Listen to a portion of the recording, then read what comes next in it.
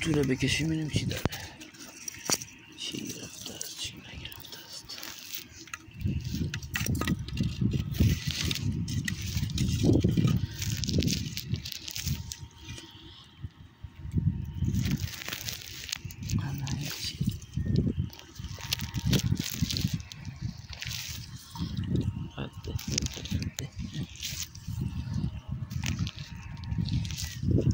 چیه؟ خیالو خیلی چه کار کنیم؟ ماهی نیست، یه دونه ماهی گرفته، یه دونه ماهی کوچولو گرفته. بیا بیا بیا سیالو بیا ایور، نری تو گلا.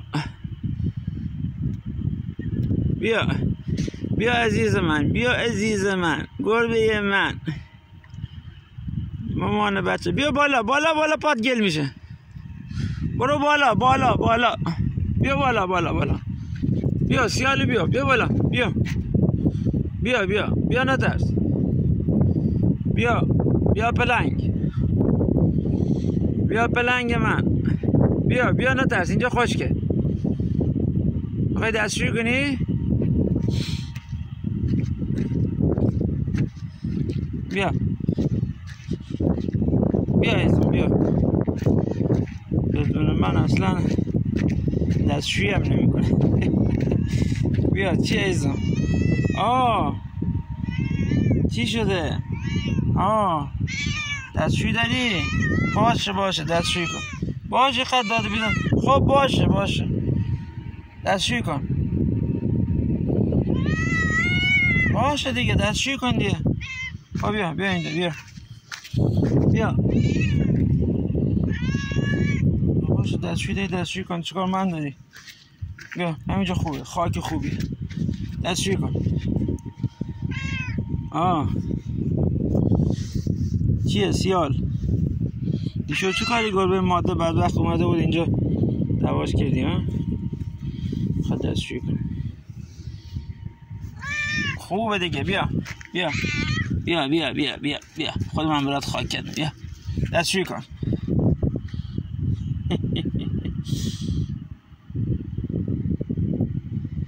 پیپی داری یا جیش داری؟ جیش یا پیپی؟ جیشش رو جدا میکنه، پیپیش هم جدا. جیش باید یه جای دیگه، یه خاک دیگه، پیپی هم یه خاک دیگه. الان روشو خاک میکنه. اول بو میکنه، یه خاک میریزه تا دیگه بو نده. اگه بو بده دوباره خاک میریزه. خب خاک ریخت داره. تمامی. بیا بریم ماهی بگیریم. بیا توری یه دونه ماهی گرفته.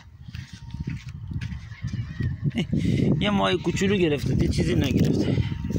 بیا شانست اگه اسب گرفته باشه. اونم ول شد رفت. آخه اینم شانست رفت.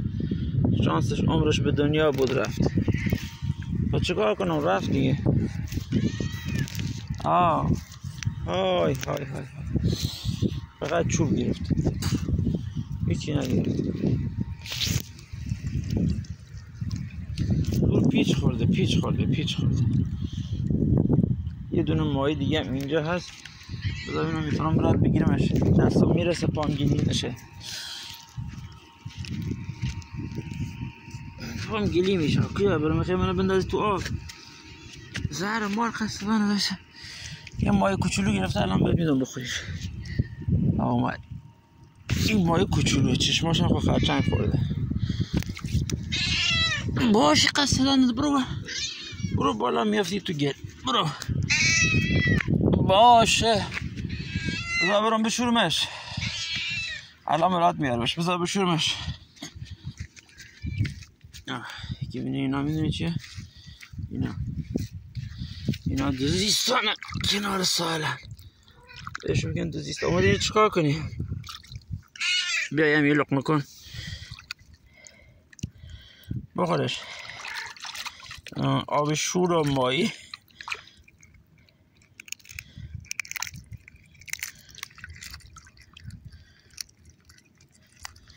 یک لقمه شی.